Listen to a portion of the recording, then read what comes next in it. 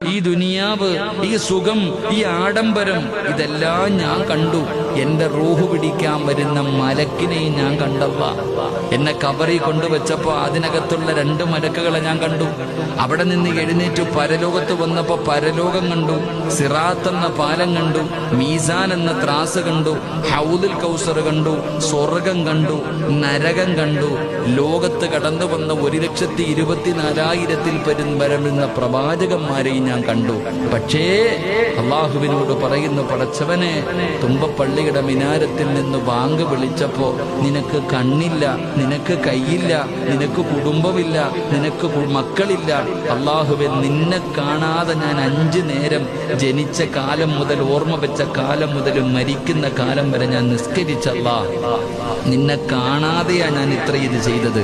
അള്ളാഹുവെ, എനിക്ക് നിന്നെ ഒന്ന് കാണണം തമ്പുരാനെ. പടച്ചവനെ, എനിക്ക് നിന്നെ ഒന്ന് കാണണം റഹ്മാനെ. അല്ലാഹു സുബ്ഹാനഹു വ തആല ഫയർഫഉൽ ഹിജാബ്, അല്ലാഹു തന്റെ മറയെടുത്തു മാറ്റും. നമ്മൾ അല്ലാഹനെ കാണും.